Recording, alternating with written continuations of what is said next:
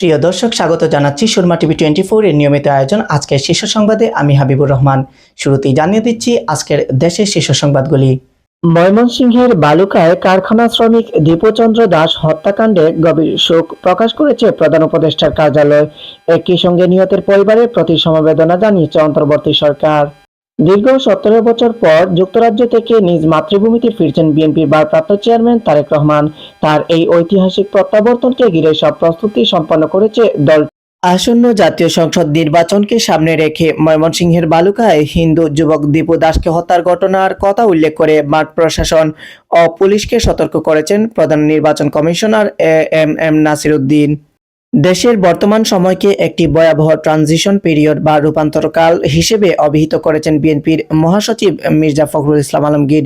তিনি সতর্ক করে বলেন, কিছু ব্যক্তি ও মহল এই সংকটময় সময়কে কেন্দ্র করে ভয়ঙ্কর ষড়যন্ত্রে লিপ্ত রয়েছে। বাংলাদেশ জাতীয়তাবাদী দল ও জমিয়তে উলামায়ে ইসলাম বাংলাদেশের মধ্যে আসন্ন নির্বাচনে 4টি সংসদীয় আসনে নির্বাচনী সমঝোতা সম্পন্ন করেছে। প্রিয় দর্শক, আপনারা এতক্ষণ শুনছিলেন আজকের দেশের শীর্ষ সংবাদ। এবার থাকছে আন্তর্জাতিক শীর্ষ সংবাদগুলি।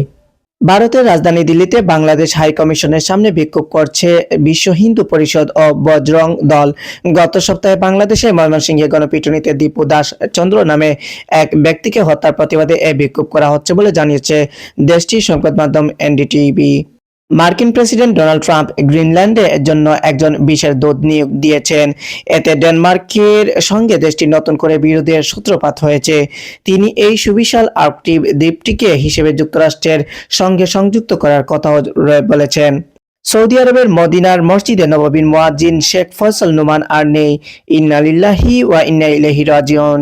আজ মঙ্গলবার ফজরের নামাজের পর মসজিদে নববীতে মরহুমের জানাজার নামাজ অনুষ্ঠিত হয়। জানাজা শেষে তাকে ঐতিহাসিক জান্নাতুল বাকি কবরস্থানে দাফন করা হয়। প্রিয় দর্শক, আপনারা শুনছিলেন সুরমা টিভি 24 এর নিয়মিত আয়োজন আজকের শীর্ষ সংবাদের দেশের শীর্ষ সংবাদ, আন্তর্জাতিক শীর্ষ সংবাদ। এবার থাকছে আজকের খেলাধুলার সংবাদ। দেশের ফুটবলের দুই পরাশক্তির লড়াই মানেই বাকরুদ্ধের গন্ধ, কিন্তু মাঠের খেলায় সেই উত্তাপের দেখা মিলল সামান্যই। ফেডারেশন কাপের হাই ভোল্টেজ ম্যাচ আক্রমণ আর পাল্টা আক্রমণের চেষ্টা থাকলেও ফিনিশিংয়ের ব্যর্থতায় গোলের দেখা পায়নি কেউই। ফলে বসুন্ধরা কিংস ও মোহামেডান স্পোর্টিং ক্লাবের মধ্যকার বি গ্রুপের ম্যাচটি শেষ হয়েছে গোলশূন্য ড্রয়ে।